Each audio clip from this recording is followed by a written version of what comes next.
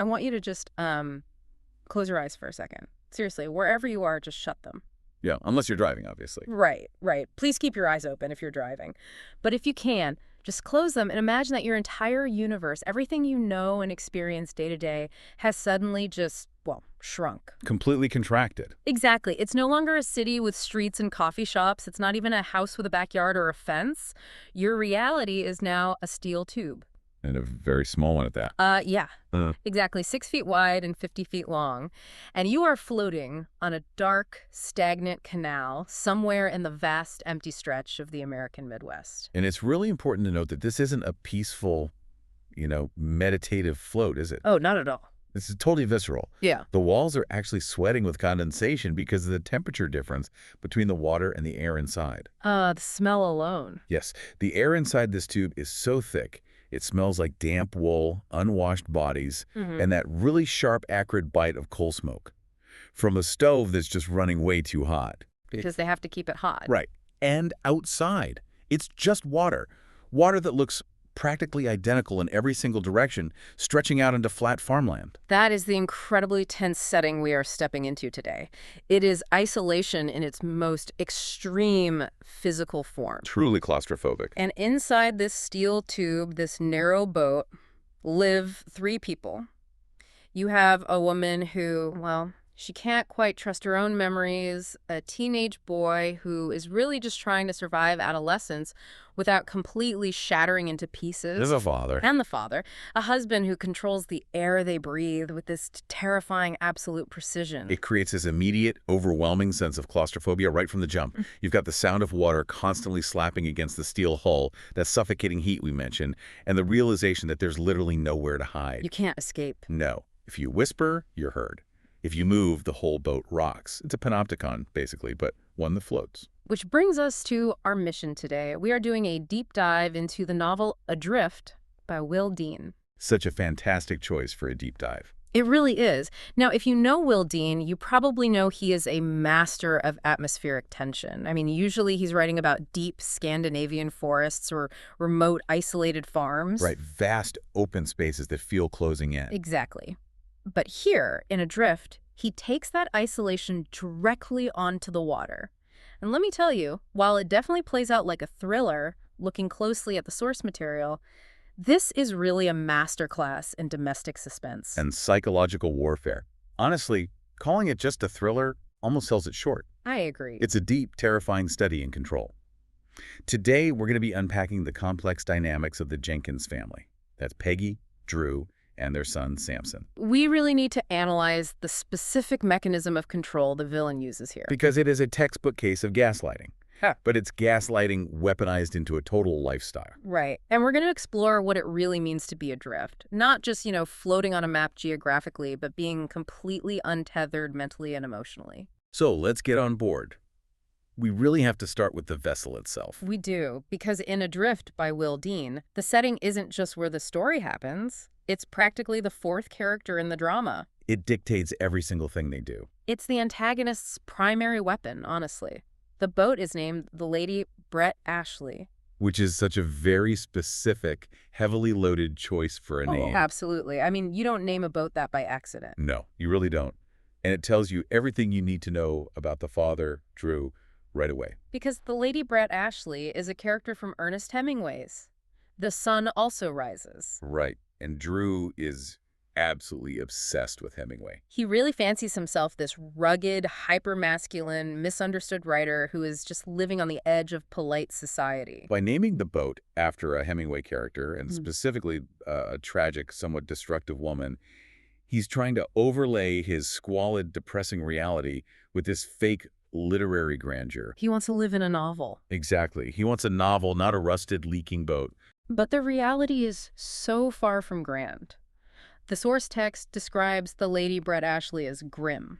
I mean, it is rotting from the inside out. There's mildew everywhere, rust. And the layout. When you look at how the physical space is distributed, it's a map of the family hierarchy. It tells you exactly who matters and who doesn't. Let's walk through it physically for a second. You have the bedroom, which is really just a damp, incredibly cramped space right next to the noisy, greasy engine room. That's where the parents sleep. Right. But the kitchen? or the galley, is barely functional. They often have to rely on a cooler box out on the deck because the fridge doesn't even work. It's just constant survival mode. Constant. But the detail that really stuck with me, and this is just heartbreaking when you actually think about it, is where the son, Samson, sleeps. Oh, man. He doesn't have a room. He doesn't even have a permanent bed. No. He sleeps on the dinette. Right. It's the kitchen table with 2 benches that converts into a bed at night. Think about the psychological implications of that for a 14-year-old boy. It's devastating. Every single morning, he has to completely dismantle his sleeping space, his only sanctuary, just so his parents can eat breakfast. He literally has no space in the world that is his own. None. His Yeah. existence is entirely temporary.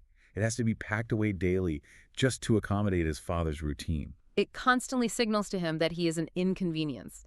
He is merely a guest in his father's world. And speaking of the father's world, there is one part of the boat that is absolutely sacred. The bureau desk. The fortress within the fortress. It's mahogany, polished to a shine. And crucially, it is always locked. Drew keeps his writing there, all his papers, and his special prize, which we'll discuss in a moment. But just notice that contrast. It's so stark. The boy doesn't even have a bed to call his own. But the father has a locked mahogany desk for his very important work. It creates a tangible physical boundary that says, this is mine, and you are not allowed in. And outside this claustrophobic, mildew-scented tube, Lehane describes this incredibly beautiful, almost melancholy scenery. You've got kingfishers, herons, starlight reflecting on the water. It sounds gorgeous on paper. But the family can't enjoy it at all because the boat is a prison. And it's a moving prison. That is the key to their isolation. They have no fixed address. They have no actual neighbors. If they make a friend, or if someone gets even a little bit too close to the truth of their life, what does Drew do? He just unties the ropes and moves them down the canal. They are like ghosts. They just pass through towns without leaving a trace. It completely prevents any kind of community support system from forming. Peggy and Samson can never put down roots. So let's profile the captain of this ghost ship, Andrew Jenkins, or Drew. He is, well, he's really a piece of work. That is putting it mildly. He is a terrifyingly realistic depiction of a malignant narcissist. He defines himself entirely as a writer. That is his core identity, his whole personality. He demands absolute silence on the boat so we can work. He talks about his art constantly. But here is the reality check from the text. He hasn't published a single thing in 15 years. Not a single thing. He is holding on to one tiny victory from a decade and a half ago. The Hugh Higgins Memorial Prize. Right. Which sounds, I mean, I don't want to be mean, but it sounds incredibly unimpressive. Because it is. It was just a local contest. He won $500 and a bronze paperweight. But to Drew, that paperweight is the holy grail. It is the physical proof of his unmatched genius. It justifies everything he does. It justifies his refusal to get a steady job. It justifies dragging his family onto a rotting boat. And it completely justifies his abuse in his own mind. In his mind, the world literally owes him indulgence because he is special. He frames his failure to publish not as a lack of effort or talent, but as the world just not being ready for his brilliance. Exactly. He views Peggy and Samson not as autonomous people, but as support staff for his genius. Or worse, as active obstacles. If they make noise, they are wrecking his concentration. If they need money for basic food, they are distracting him from his Act 1. It's always all about him. And he's not just an intellectual bully. He's a physical threat. Lehane gives us these really visceral descriptions of Drew's physicality. He does pull-ups on tree branches just to show off his strength. He swims in the freezing canal water to harden himself. He's obsessed with this toxic idea of being hard while everyone else around him is soft. There's a ritual he performs that is just chilling to read. Before he sits down to write, he shaves his head. But not with a normal electric razor. No. He uses a straight razor and shaving soap, usually by the flickering light of the wood stove. And he does it while his family watches in total silence. It's pure performance art, but it's incredibly menacing. He's scraping a bare razor blade over his skull. His head is glistening with sweat, and he looks like a living shadow in that firelight. It's a visual reminder to his wife and son. It says, I am hard, I am sharp, I am dangerous. I hold the blade. Right. It's a way of asserting total dominance without having to say a single word. But what makes Drew truly nightmarish isn't just his behavior on the boat in the present day. It's his backstory. The book gives us a glimpse into his past that completely redefines him. He goes from being a bad, abusive husband to someone with a clinically psychopathic personality structure. We have to talk about the prologue. The burning, yes. The book opens with a flashback to Drew at 15 years old, and it starts with a line that just stops you cold. When I was younger, I would burn butterflies. It's the classic McDonald triad of sociopathy right there. Cruelty to animals. He used a magnifying glass to do it. And he specifically describes the smell of their wings burning. It is stomach churning. But it escalates so quickly, he feels his parents are punishing him, likely for this exact disturbing behavior, and he decides he needs to change his destiny. Now, a normal teenager who is angry might run away or scream at them. But Drew, he decides to just erase them. He locks his parents in their bedroom. He puts the key in a jar of peanut butter and hides it under their bed, which is a detail that shows just how coldly calculated this was. He wanted to make sure they absolutely couldn't get out, but he also wanted to hide the evidence of his own involvement. Then he takes gasoline and soaks the hallway. He uses a tennis ball soaked in gas. He lights it with his dad's Zippo lighter, and he rolls it directly toward their bedroom door. And then, and this is the part that really haunts me, he goes outside, calmly puts on his jacket, and just watches the house burn. He describes feeling a sense of overwhelming calm. He murdered his parents just to change his route at an intersection. That's literally how he views it, not as a horrific tragedy, but as a completely necessary course correction for his life. And this is the man who is now in charge of Peggy and Samson. Exactly. This isn't a man with a simple anger management problem. Yeah. This is a man who views other human beings as disposable tools. That horrific context hangs over every single interaction on the boat. We, the audience, know exactly what he is capable of, even if Peggy and Samson only suspect it. It creates this intense dramatic irony where we are practically screaming at the pages for them to run, but they don't know the full lethal extent of the danger they're in. Let's look at the survivors actually living in this blast zone. First, there's Peggy. Peggy is a heartbreaking character because she represents the total systemic erosion of self. She is what we would call a forced, unreliable narrator. Meaning she's not lying to the reader on purpose. She's been made to doubt her own mind. She has significant gaps in her memory. And she's been institutionalized in the past at a psychiatric place called St. Mary's. Drew uses this history against her constantly. It's his favorite weapon. Whenever she questions him or pushes back, he weaponizes her medical history. He'll say, "Oh, you're having one of your episodes again." Or, "It's your nerves again, Peggy." He pathologizes her entirely legitimate reactions to his horrific abuse. She has absolutely no agency left. No birth certificate. No bank account. Her jewelry, which was basically her only financial safety net, has all been pawned by Drew, or it's simply gone missing. She has been systematically erased from society. She is basically a non-person in the eyes of the state. And yet, despite all of that, there is this incredibly strong core of steel in her. That core is her maternal instinct. She refers to the family as a triangle. She deeply believes that if she leaves, or if the triangle breaks in any way, everything will collapse. She stays to protect Samson. She absorbs Drew's endless rage so that Samson doesn't have to. She is the physical and emotional shield. And then there's Samson. Noodles, as the bullies at his school call him. He's 14. He's skinny.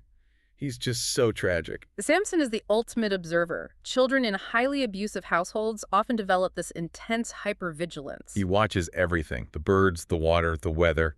He knows that if the wind changes direction or if a distant dog barks, his father's mood might suddenly shift into violence. He's constantly trying to predict the unpredictable just to keep the peace. He's forced into acting as the emotional regulator for the entire family unit. But he finds solace in such small, innocent things, like his Legos. Yes, the Lego. He keeps a box of them, and just plunging his hands into the bricks calms him down. It reminds him of a time before the boat, when they lived in a regular bungalow and things were just normal. It's a brilliant sensory grounding technique. The sharp edges of the hard plastic, the strict orderliness of the bricks locking together. In a world of fluid chaos and deep water, Legos are solid. They're predictable. He's forced to be an adult emotionally, carefully managing his volatile parents, but underneath it all, he's still just a kid who really wants a Milky Way candy bar and a normal friend. The dynamic between the three of them is ruled entirely by gaslighting. I know that term gets thrown around on social media a lot these days, sometimes really incorrectly, but Adrift by Will Dean shows us exactly what clinical gaslighting looks like in practice. There's a scene early on the thinking versus knowing scene that defines it perfectly. That scene is infuriating to read. Drew accuses Peggy of making noise while he was writing, And Peggy says, I don't think I made a noise. and Drew just pounces on that tiny semantic She difference. says, you didn't think you made a noise, but I know you did. That's the difference. Thinking versus knowing. That right there is absolute epistemic control. He is outright telling her, your perception of reality is fundamentally flawed. My perception is objective truth. He defines what is real. When you live in a 6-foot-wide boat with the person who holds the power to define reality, and you are already doubting your own memory, you start to genuinely lose your mind. You surrender your judgment completely to him. He does it with everything, their finances, their shared memories, their relationships. He isolates them so thoroughly that his voice becomes the only one that actually matters. He moves the boat every single time they make an external connection. If Peggy talks to a local electrician, Drew moves the boat. If Samson makes a friend on the towpath, Drew moves the boat. It's a perfectly closed system. And in a closed system, entropy just increases. The chaos and the pressure keep building and building because there is absolutely no release valve. It's completely unsustainable. But then we hit the catalyst, the inciting incident that threatens to blow this whole closed system apart. And it is a beautiful, beautiful irony. Drew, the quote-unquote writer who hasn't written anything in 15 long years, gets upstaged. This is a massive turning point in the novel. Peggy reveals that she has secretly written a novel of her own. A romance set in Appalachia, right? Yes. And not only has she written the whole thing, she's actually sent it out to publishers. And miracle of miracles, she gets an actual offer from a real publisher in New York. Let's pause on that for a second. This woman, who is supposedly completely broken and crazy, has achieved the one thing Drew has been failing to do for 15 years. Exactly. This is the moment where the power dynamic massively shifts, and Drew absolutely cannot handle it. His entire identity is built on being the misunderstood genius, with Peggy playing the role of the broken burden. If she succeeds, his whole narrative completely collapses. He is no longer the noble caretaker of a sick woman. He is a failure who is holding back a successful one. His reaction to her news is terrifying. He doesn't scream, he doesn't throw things, he just goes totally quiet. He becomes incredibly menacing. And then he takes over. He tells her she's simply not well enough to handle a complex contract. He says he'll handle the legal side for her. This begins the complete deconstruction of her hope. Peggy is hospitalized again, very conveniently for him, and while she's locked away, Drew handles the deal. And when she comes back to the boat, he tells her the deal is dead. He tells her she just imagined the success, or that her behavior messed it up entirely. He gaslights her into fully believing that her greatest achievement was just another delusion born of her mental illness. He literally says, the deal's dead, Peggy. Let it go. He rewrites her history. But as readers, we heavily suspect the truth. He sabotaged it, or even worse, he took the money for himself. There are strong hints in the text that the boat's sudden influx of premium supplies, things like expensive diesel, good food, new equipment, came from somewhere. Right. He likely stole her hard-earned advance and used it to further imprison them on the canal. It creates a massive pressure cooker situation. Peggy knows, deep down in her bones, that something is terribly wrong. The triangle is straining. And that strain starts to attract attention from the outside world, specifically from a neighbor. Jeff Turner. Jeff is everything Drew is not. He's an elderly man living on a nearby boat called the Skylark. He's so kind. He gives Samson cookies. He treats Samson almost like a grandson. He represents normality. He represents the fact that life actually doesn't have to be a dark prison. And because of that light he brings, he is a massive threat to Drew. Drew absolutely hates him. He calls him old and frail, like it's a moral failing. He hates that Jeff's little dog, a Jack Russell named Amber, barks. Drew cannot stand anything that brings joy or unpredictable spontaneity into their orbit. And then, suddenly, Jeff is found dead, drowned in the cold canal. The official police ruling is misadventure, just an old man who slipped and fell in the dark. But we know better. We know that the night before, Drew went over to Jeff's boat with a bottle of whiskey as a fake peace offering. And we know Drew came back wet and acting very strange. But the most harrowing part of this whole section involves Jeff's little dog, Amber. This is the part of the book that is truly hard to stomach. After Jeff dies, the dog is left all alone. Samson, being the gentle, sweet soul he is, brings the dog onto their boat just to comfort it. And Drew gives him a horrific ultimatum. He tells Samson to keep the dog absolutely quiet. He literally says, strangle it or lay it on your pillow, boy, I don't care which. Strangle it. To his own teenage son, about a grieving orphan dog. It's monstrous. And eventually the dog just disappears.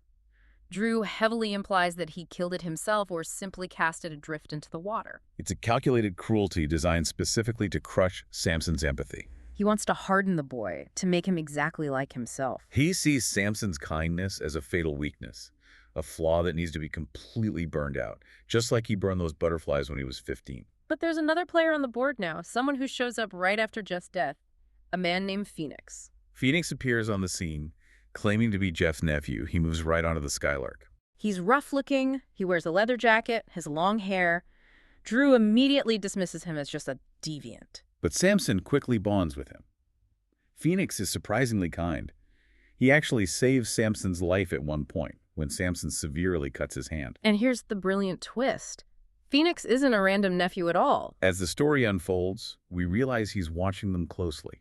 He's a private investigator, or perhaps working covertly with the police. He represents the cavalry. He's the very first sign that Drew's total control isn't actually absolute. The noose is finally tightening around Drew. He's got the money from Peggy's stolen book deal, sure, but he's also got a dead neighbor and a highly suspicious nephew watching his every move. And he's got a wife who is slowly, painfully waking up from the thick gaslighting fog. This perfectly leads us to the climax of the book, the discovery of the eulogy. This scene absolutely gave me chills. Peggy is desperately looking through Drew's things, trying to find her missing jewelry or maybe her birth certificate, and she finds a document sitting right on his pristine desk.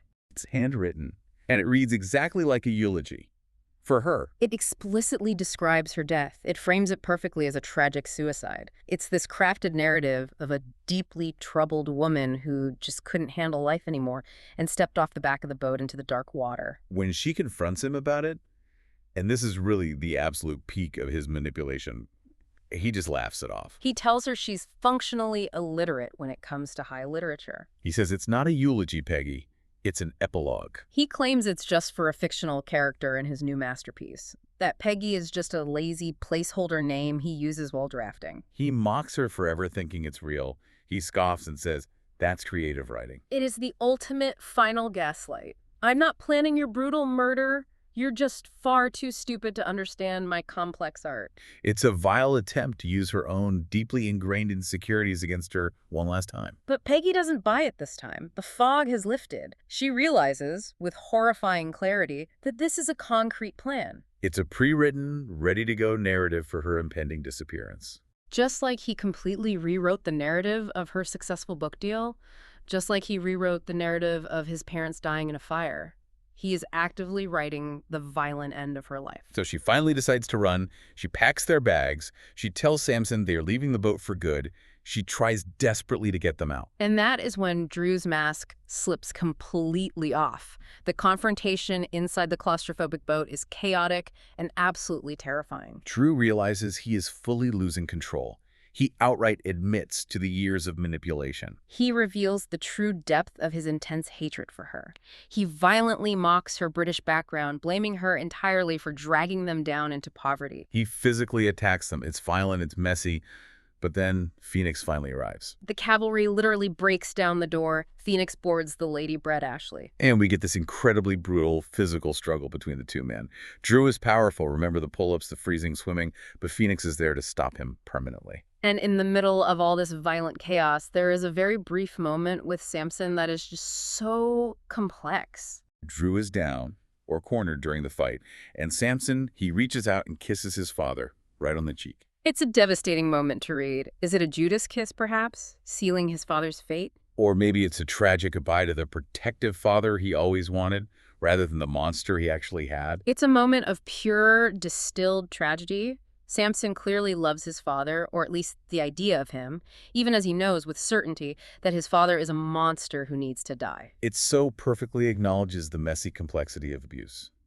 You can love the abuser deeply and still desperately need them to be stopped. And then suddenly it's over.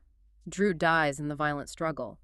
The tight mechanism of control is finally, permanently broken. And the silence that follows the fight on the boat, it's not the oppressive, terrifying silence of Drew demanding quiet for his writing. It's the profound silence of true freedom. Let's pull back a bit and look at the broader themes here. Because Adrift is using water in a very specific thematic way. Absolutely. Usually, in traditional literature, a flowing river represents change, flow, life moving inevitably forward. But this setting is a canal. It's stagnant. Exactly. Drew actually says it himself earlier in the book. Canal's like a railroad. You're either going forward or back. There's no surprise to it.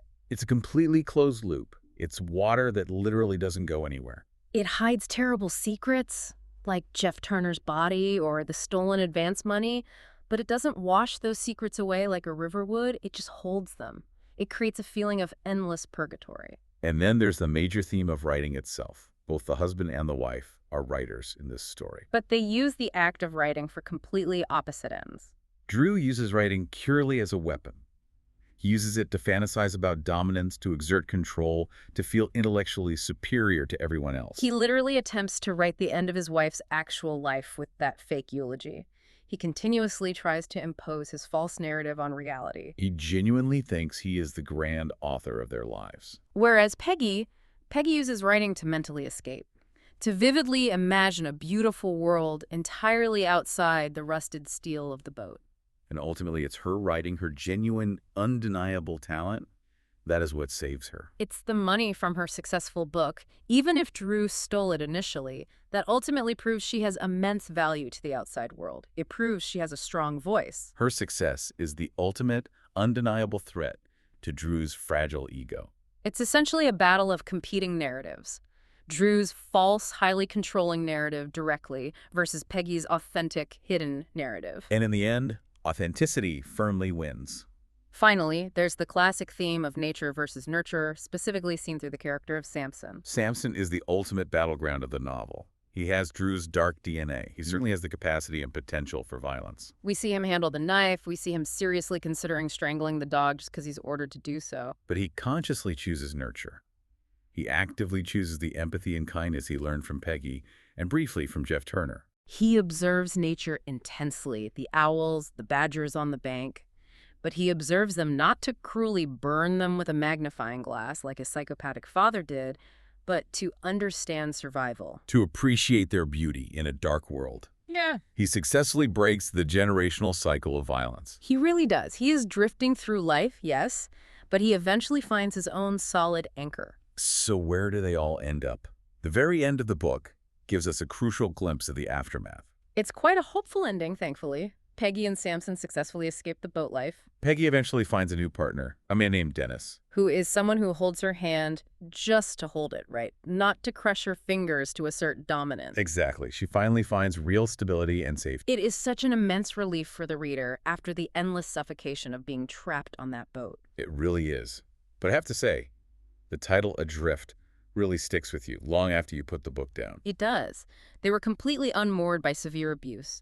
They were drifting aimlessly in a thick fog of constant gaslighting. But by the end, they finally find solid land. And as a reader, you're left with this lingering, chilling, final thought about Drew. The young boy who burned beautiful butterflies for fun. The teenager who coldly burned his own parents alive. And the adult husband who obsessively tried to burn down his own family's happiness. He was entirely consumed by his own desperate need for control. He desperately wanted to be the unquestioned captain of the ship, but his cruelty ensured he ended up going down with it alone. If you are looking for a highly visceral, genuinely heart-pounding reading experience that will make you deeply appreciate the solid ground beneath your feet, you really need to read Adrift by Will Dean. It is an incredible ride from start to finish. A truly terrifying, brilliantly crafted ride. Well, that's it for this deep dive. Thank you so much for joining us. And remember, check your smoke detectors tonight. And maybe, just maybe, don't name your new boat after a tragic Hemingway character. Very sound advice. We'll see you next time.